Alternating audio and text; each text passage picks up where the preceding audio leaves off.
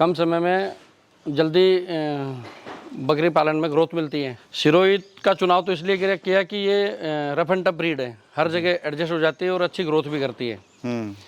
सोजत हमने इसलिए चुनाव करा, एक तो सुंदर दिखती है, ईद पे बकरे अच्छे दाम पे बिक जाते हैं और दूध वगैरह भी अच्छा हो जाता है। पर उसमें लगभग 5-5.5-6 लाख के लगभग ये पूरे फार्म को बनाने में खर्चा आया हमको। साल में ये सिरोही और सोजत है, ये 15 महीने में 2 बार बच्चे देती हैं। 2 साल में ये 3 बार बच्चे दे देती हैं। अच्छी नस्ल की बकरी है और अच्छा दूध मिल्किंग कैपेसिटी वाली बकरी है। वो 30-35-40 हज़ार तक बिक जाती है अच्छे से। CIRG से ट्रेनिंग ली थी, लेकिन वहाँ मैनुअली ही जानकारियाँ मिली। प्रैक्टिकली जानकारी तो जब हुई जब यहाँ पे मैं लाया बकरियों को, सोजत को। दोस्तों, स्क्रीन पे दिख रहे व्हाट्सएप नंबर से जुड़कर आप अपना बिजनेस कई गुना बढ़ा सकते हैं। साथ ही देश के हर किसान भाई से सीधे जुड़ सकते हैं और इस प्लेटफॉर्म के द्वारा आप अपना माल खरीद व बेच भी सकते हैं। अगर आप इस ग्रुप का हिस्सा बनना चाहते हैं तो यहाँ पर आपको जो फीस हम दिखा रखी है 200 रुपये साल का पे करके इस ग्रुप का हिस्सा बन सकते हैं। बस आपको ये करना है, अपना नाम, गांव का नाम और अपने राज्य का नाम लिखकर हमें व्हाट्सअप कर देना है। सर नमस्कार। नमस्कार प्रवेश भाई, कैसे हैं सर? बस बहुत बढ़िया। हमारे जो दर्शक देख रहे हैं अपना एक शॉर्ट में परिचय दीजिए सर। मेरा नाम विजय सिंह शेखावत। हमारे फार्म ये गांव चिकटावड़ और तहसील धर्मपुरी और जिला धार जी। और आपके सभी दर्शकों का बहुत बहुत अभिनंदन जो अपना सब कीमती समय निकाल करके और हमारे ये वीडियो देख रहे हैं। और आपका भी बहुत बहुत स्वागत जो आप अपना कीमती समय निकाल करके हमारे यहाँ फार्म पे पधारे। सर थोड़ा सा बताइए कि फार्म की शुरुआत कब करी आपने और कितनी बकरी और बकरों से करी? प्रवेश भाई 2023 में मैंने 20 सिरोही और 15 सोजत बकरियों से फार्म की शुरुआत की थी। और बकरे कितने थे और बकरियां कितनी थी सर? एक ब्रीडर था साथ में, बाकी सब प्रेग्नेंट बकरियां लाया था मैं। अभी इसके साथ में कुछ और भी कर रहे हैं सर? मेरे इंदौर में स्कूल है। स्कूल के साथ साथ आप इसको भी कर रहे हैं? हाँ जी। तो बकरी पालन का सर विचार कैसे आया आपको, क्योंकि आपका ऑलरेडी स्कूल भी चल रहा है, एक इनकम वहाँ से भी ठीक ठाक आ रही है आपको? कम समय में जल्दी बकरी पालन में ग्रोथ मिलती है, अच्छा मुनाफा भी हो जाता है, इसलिए हमने यही सोच करके और बकरी पालन शुरू किया। ठीक है। अभी सर फुल टाइम कर रहे हैं या इसको पार्ट टाइम दे रहे हैं आप? शुरुआत में हमने इसको पार्ट टाइम ही सोचा था, लेकिन अभी 1-1.5 साल में जो ग्रोथ देखी हमने और जो दिन दुगनी रात चौगनी जो उनमें वृद्धि होती है, अब हम इसको फुल टाइम कर रहे हैं। तो कितनी लैंड है टोटल ये बताइए। और मैं देख रहा हूँ आपने अच्छा खासा तो यहाँ पे चारा लगा हुआ है, 5-6 तरह की वैरायटी आपने लगाई हुई है। प्रवेश भाई शेड को छोड़ करके करीबन 6-6.5 बीघा में हरा चारा लगाया हुआ है और करीबन 10 से 12 हज़ार स्क्वायर फीट में ये शेड बना हुआ है। और चारे में क्या क्या लगाया हुआ है सर? रेड नेपियर है, ग्रीन नेपियर है, दशरथ घास है, तूती है और मक्का वगैरह साथ में है। सीजनल जो चारा हरा चारा होता है वो भी साथ में है। अक्सर लोग या तो बाहर से खरीदते हैं या फिर हरा चारा कम देते हैं, लेकिन आपने यहाँ पे हरा चारा यहाँ पे किया हुआ है जिससे बकरियों को ताज़ा ताज़ा चारा मिल जाता है। परवेश भाई क्या होता है, लोगों के पास में लैंड की कमी रहती है। हमारे पास जो सूखा चारा हम लोग देते हैं उसके साथ साथ में ये राजस्थान की ब्रीड है और ये जंगल में पैदल चर के और चरने की ज़्यादा शौकीन होती है, इसलिए हमने इतने चारे लगा रखे हैं और इनको पेट भर के सूखे चारे के साथ में भी हरा चारा भी इनको ये स्वेच्छा से खेत में जाके चर के आती है। तो अभी सर कैसा काम आपको लग रहा है?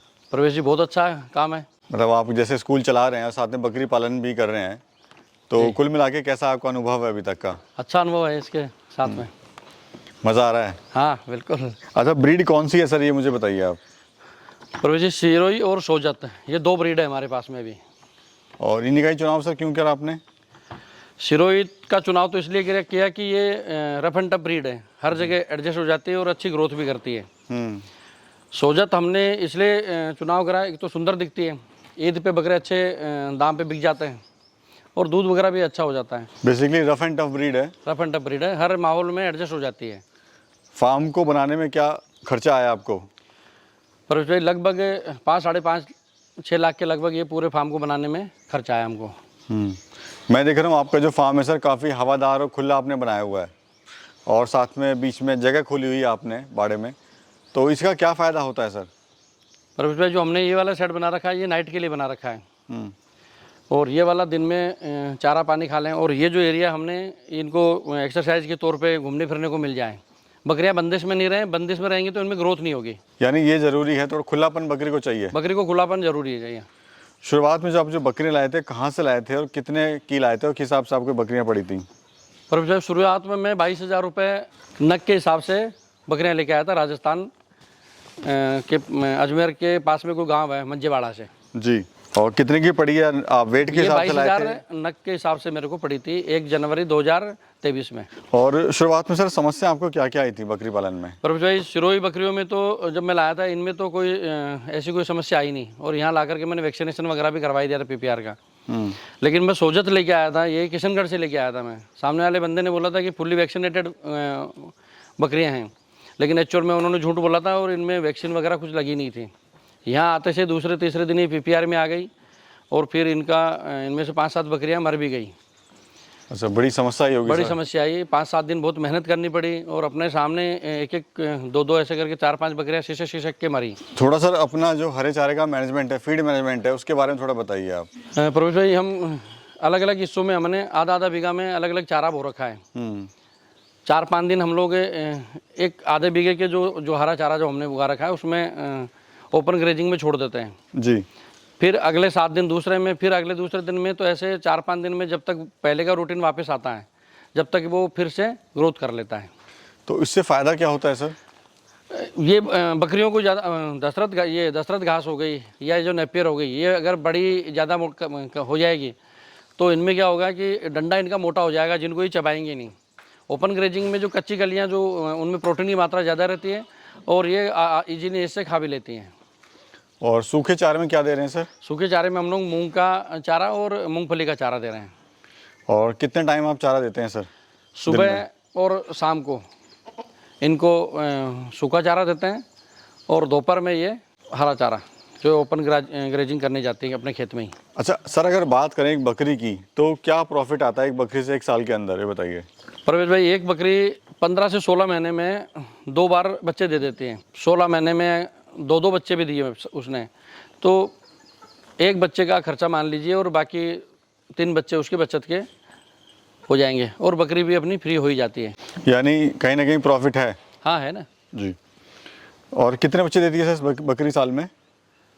साल में ये सिरोही और सोजत है, ये 15 महीने में 2 बार बच्चे देती हैं।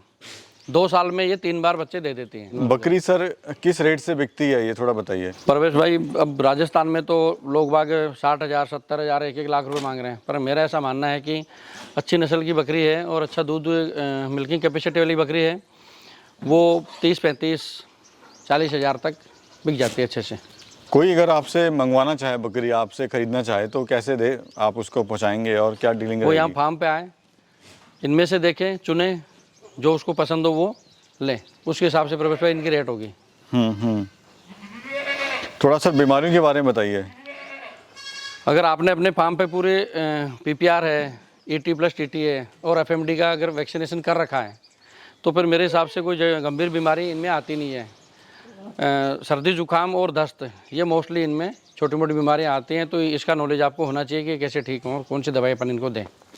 कोई सा अगर गरीब किसान है तो वो कैसे शुरुआत कर सकता है? अगर कोई गरीब किसान है और उसके पास में बजट की कमी है तो वो 5 बकरी से शुरुआत कर सकता है। यानी कम खर्च में शुरुआत करे। हाँ, कम खर्च में करें और धीरे धीरे उसको बढ़ा ले। मतलब ये ना सोचे जल्दी अमीर बनने की ना सोचे। हाँ, अगर अमीर बनने की सोचेगा जल्दी तो नुकसान अमीर बनने की नहीं सोचें, और साथ में इनके साथ में मेहनत भी बहुत होती है प्रवेश भाई।